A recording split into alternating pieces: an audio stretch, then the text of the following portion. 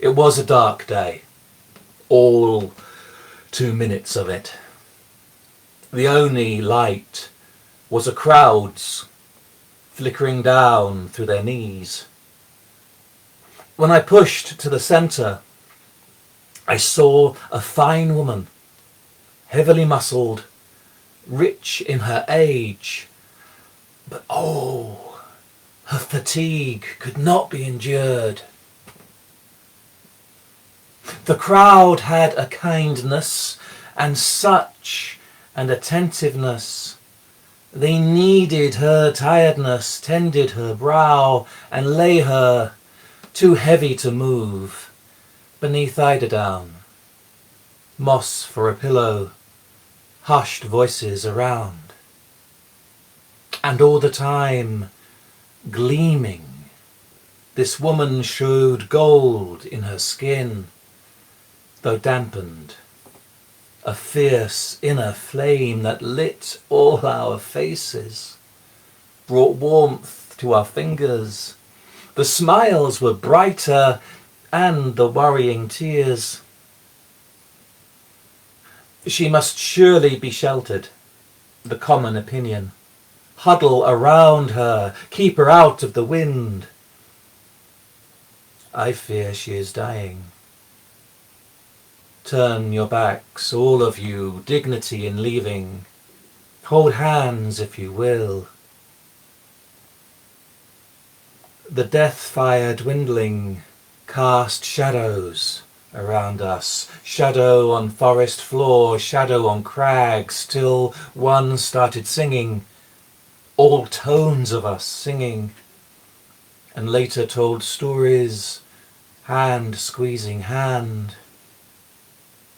We sent our defiance of all our fears gathered. Our fear was the only thing scaring us now. Even in unlit, lowering night, her last breath behind us, none to be seen to left or right, we sent our defiance. Silent and thoughtless, wordless and still here. Still here. We saw her again in the dawn. A fine woman, heavily muscled, rich with age. She was clambering over the crest of the hills to the east, much rested, gold in her smile.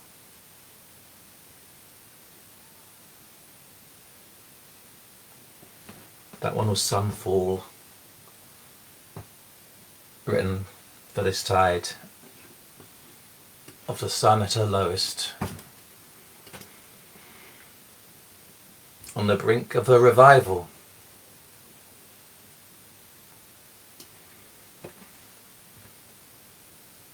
The second is also, well, it also comes out of a ballad form. I don't know if it is quite a ballad. There's something folkloric of it, there's something of fairy about it. But it does catch on to themes that emerged last year, and that will continue into next year. And it's called The Wall.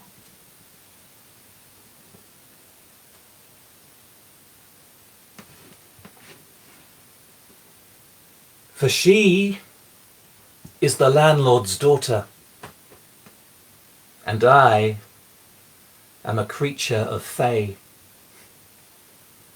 And he got his wealth from the Black Lands by stealing the black man away. His wall is a yoke on the neck of the world, but his daughter is bonny and gay. His wall is a scar on the face of the earth. His hall is a mansion of blood, and it's squeezed from a twisting of black bone for sugar brought over the flood. But chains are not to be seen here, but her trinkets of silver and gold. As a child she came to be seen here, with my sister at play in the field, and grew into womanhood blithely with running undressed and unhealed, over land enclosed from the common by the neck trader's yield. She watched me at work on the common through a crack in her father's wall, rolling potatoes and dressing kine, keeping the flock from a fall. She wondered so softly beneath her breath that folk must work at all. Can you not, silly fellow, some sugar enjoy, or a smoke as the gentlemen do? Why have you no cotton to dress yourself, or shine on your shoe? Better to never have heard her voice for the shackle it threw. Drawn to the unknowing in her voice, we two would meet where the scar of ill fortune left its mark for her father's retreat. She fed me sugar, grain by grain. It was white and sweet. She brought me tobacco, leaf by leaf, smiled at the smoke I wove with my breath and my laughter, the occasional choke of an unused creature of fay, till a cloak of cotton gifted broke this enrapture of fay, sitting in blood on the floor of her mansion of slaves and butchery, the black bones heaped at the door, the cries of women taken leaning out over the moor, the cries of the taken and broken caught in every stone. And I with the freedom to stay here or to starve alone. Shades in every hallway, and her face shone. She perhaps as helpless as I over what her father has done. For she is the landlord's daughter, while I am a creature of fay. And he got his wealth from the black lands by stealing the black man away. His wall is a yoke on the neck of the world, but his daughter is bonny and gay.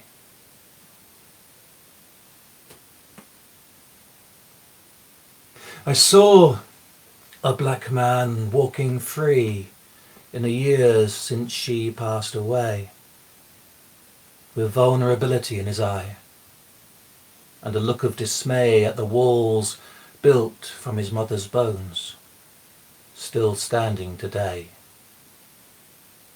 At the walls built from his father's bones, and the wealth of the trade, or the visitors walking the hallways of the house that evil had made. A beautiful daughter's portrait hung in shade, a daughter bonny and gay. You knew her, he said. And I knew of her father's trading, said I, of the lives of the dead. And I knew of the grinding of black bones into sugar, cotton and bread. I told her once of the black bones, but she didn't hear. And she kept from me days thereafter, would not have me near. So silence has been my cloak this many a year. Later, I saw him walking with other creatures of fay, had been with him through the struggle, protecting his way. He called for me to listen and to learn while I may.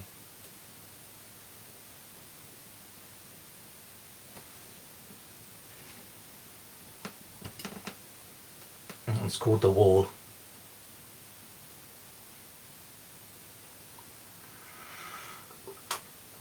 one more to offer to you. Hello, Cherry. Bernie, hello. Thank you for joining. Kerry, hey.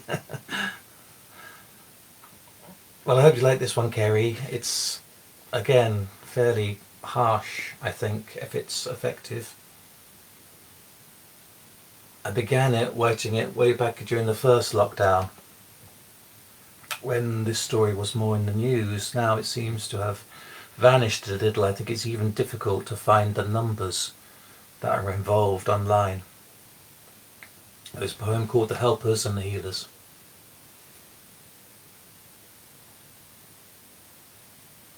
It's not as if the helpers and the healers went to war. They didn't march to battlefields or storm another shore. They were there for the powerful. They were there for the poor. But the helpers and the healers did not go to war. The helpers and the healers did not go to fight, to hold off an invader or defend the right. They worked to bring us through an interminable night, but the helpers and the healers did not go to fight. They were there at the counters, at the shelves, at the wheel. They were there with the mops and the wipes and the meal.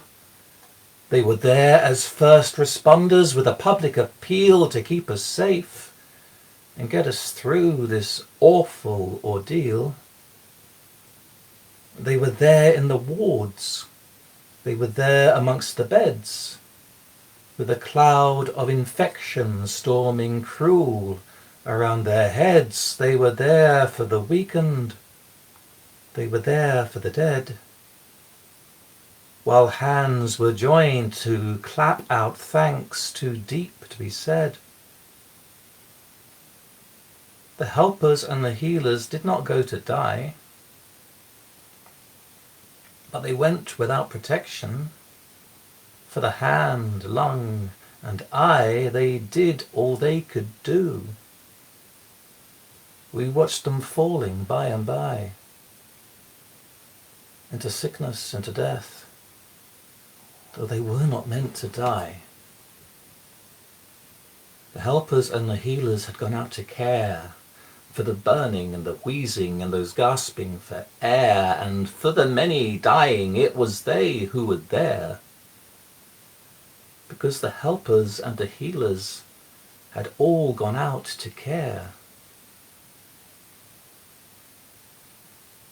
No, the helpers and the healers did not go to war. They didn't march to battlefields or storm another shore. They were there for the powerful. They were there for the poor, doing only what was in their hearts to do, nothing more.